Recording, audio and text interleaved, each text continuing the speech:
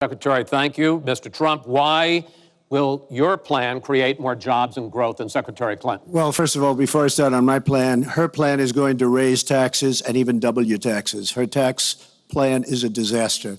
And she can say all she wants about college tuition. And I'm a big proponent. We're going to do a lot of things for college tuition, but the rest of the public's going to be paying for it. We will have a massive, massive tax increase under Hillary Clinton's plan. But I'd like to start off where we left. Because when I said Japan and Germany, and I'm not to single them out, but South Korea, these are very rich, powerful countries. Saudi Arabia, nothing but money. We protect Saudi Arabia. Why aren't they paying? She immediately, when she heard this, I questioned it. And I questioned NATO. Why aren't the NATO questioned? Why aren't they paying? Because they weren't paying. Since I did this was a year ago, all of a sudden they're paying, and I've been given a lot of credit for it. All of a sudden they're starting to pay up. They have to pay up. We're protecting people. They have to pay up. And I'm a big fan of NATO, but they have to pay up. She comes out and said, we love our allies. We think our allies are great. Well, it's awfully hard to get them to pay up when you have somebody saying, we think how great they are. We have to tell Japan in a very nice way. We have to tell Germany, all of these countries, South Korea, we have to say, you have to help us out. We have, during his regime, during President Obama's regime, we've doubled our national debt. We're up to $20 trillion. So my plan, we're going to renegotiate trade deals. We're going to have a lot of free trade. We're going to have free trade, more free trade than we have right now. But we have horrible deals. Our jobs are being taken out by the deal that her husband signed, NAFTA, one of the worst deals ever. Our jobs are being sucked out of our economy. You look at all of the places that I just left. You go to Pennsylvania, you go to Ohio, you go to Florida, you go to any of them. You go upstate New York. Our jobs have fled to Mexico and other places. We're bringing our jobs back. I am going to renegotiate NAFTA. And if I can't make a great deal, then we're going to terminate NAFTA and we're going to create new deals. We're going to have trade, but we're going to terminate it. We're going to make a great trade deal. And if we can't, we're going to do it. We're going to go a separate way because it has been a disaster. We are going to cut taxes massively. We're going to cut business taxes massively. They're going to start hiring people. We're going to bring the $2.5 trillion that's offshore back into the country. We are going to start the engine rolling again because right now our country is dying at 1% GDP. Well, let me translate that if I can, Chris, because you can't. The fact is he's going to advocate for the largest tax cuts we've ever seen, 3 times more than the tax cuts under the Bush administration.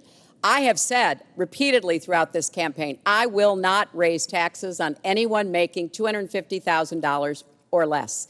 I also will not add a penny to the debt. I have costed out what I'm going to do. He will, through his massive tax cuts, add $20 trillion to the debt. Well, he mentioned the debt. We know how to get control of the debt. When my husband was president, we went from a $300 billion deficit to a $200 billion surplus, and we were actually on the path to eliminating the national debt. When President Obama came into office, he inherited the worst economic disaster since the Great Depression. He has cut the deficit by 2/3. So, yes, one of the ways you go after the debt, one of the ways you create jobs is by investing in people. So I do have investments in new jobs, investments in education, skill training, and the opportunities for people to get ahead and stay ahead. That's the kind of approach that will work. Cutting taxes on the wealthy, we've tried that. It has not worked the way that it has been Secretary promised. Clinton, I want to pursue your plan because in many ways it is similar to the Obama stimulus plan in 2009, which has led to the slowest GDP growth since 1949. Correct. Thank you, sir. You told me in July when we spoke that the problem is that President Obama didn't get to do enough in what he was trying to do with this stimulus. So is your plan basically even more of the Obama stimulus? Well, it's a combination, Chris. And let me say that when you inherit the level of economic catastrophe that President Obama inherited, it was a real touch-and-go situation. I was in the Senate before I became Secretary of State. I've never seen people as physically distraught as the Bush administration team was because of what was happening to the economy. I personally believe that the steps that President Obama took saved the economy. He doesn't get the credit he deserves for taking some very hard positions. But it was a terrible recession. So now we've dug ourselves out of it. We're standing, but we're not yet running.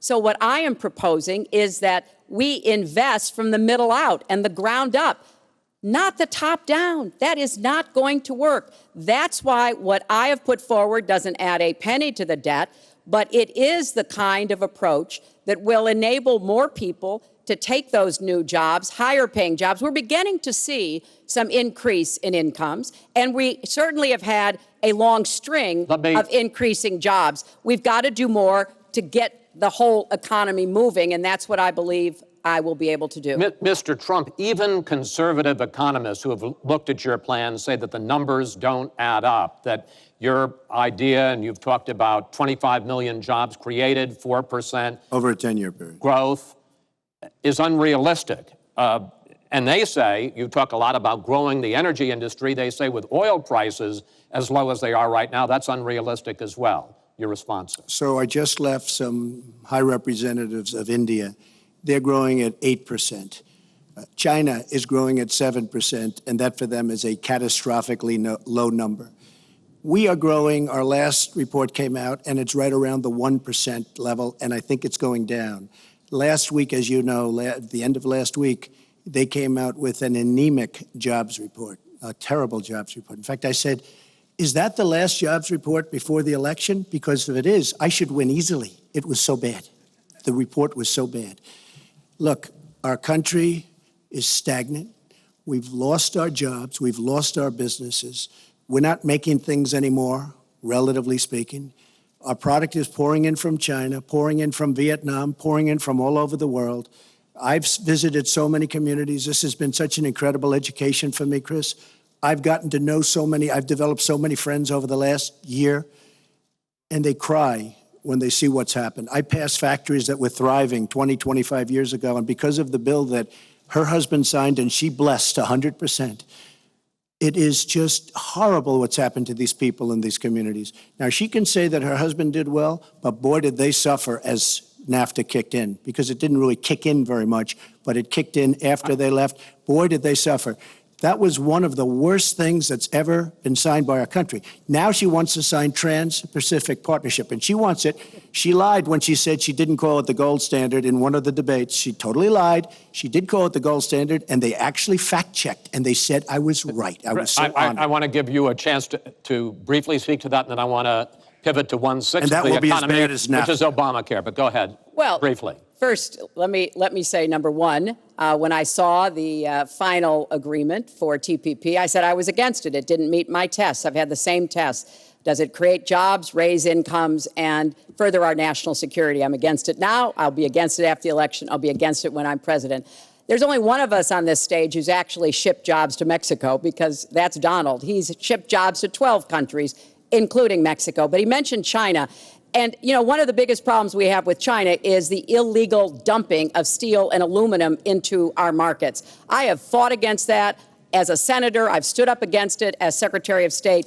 Donald has bought Chinese steel and aluminum. In fact, the Trump hotel right here in Las Vegas was made with Chinese steel. So he goes around with crocodile tears about how terrible it is, but he has given jobs to Chinese steel workers, not American steel workers. Mr. Trump? That's the kind of approach that is just not going to work. We're going to pull the country together. We're going to have trade agreements that we enforce. That's why I'm going to have a trade prosecutor for the first time in history. And we're going to enforce those agreements. And we're going to look for businesses to help us by buying American products. I ask a simple question. She's been doing this for 30 years. Why the hell didn't you do it over the last 15, 20 years? You were very much involved. Excuse me, my turn.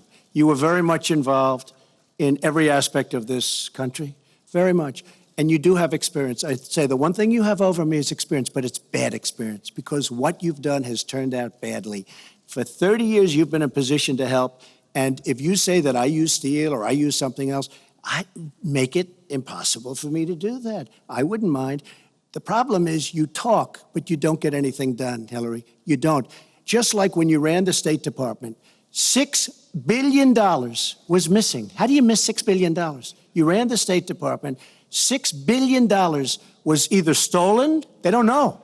It's gone, $6 billion. If you become president, this country is going to be in some mess, believe me.